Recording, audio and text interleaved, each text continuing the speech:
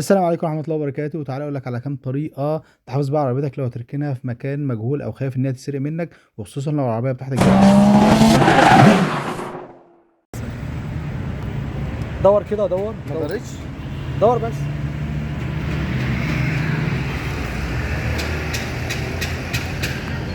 كده ما بتدورش صح؟ طيب بالنسبة للعربية الفيرنا دي الفيشة بتاع المارش. دور كده.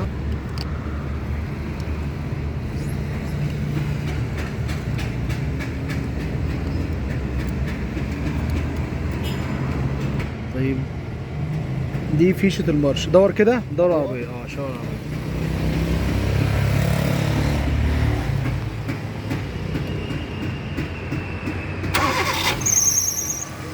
كده العربية دورت تمام.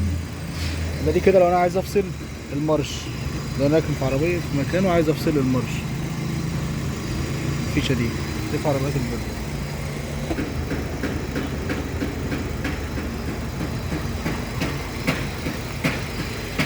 طيب بس ده لو بطلتها دلوقتي هو خلاص المارش العربيه هتفضل دايره. طب انا عايز ابطل العربيه خالص زمن. هنا حاجه اسمها الفيول بامب تمام.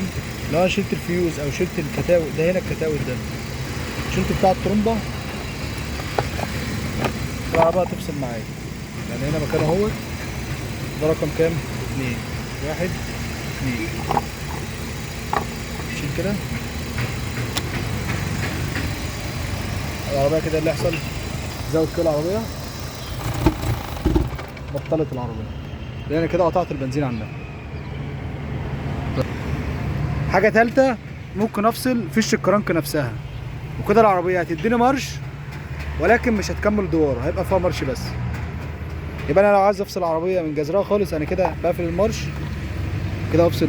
ولكن العربية مانوال فممكن اي حد يديها غيار او يعشاها ويزور العربية فتشتغل عادي. فالافضل ان انت ممكن تفصل فيش حساس الكرنك او ضغط رمبة البنزين. نشوفكم فيديو جديد والسلام عليكم ورحمة الله وبركاته.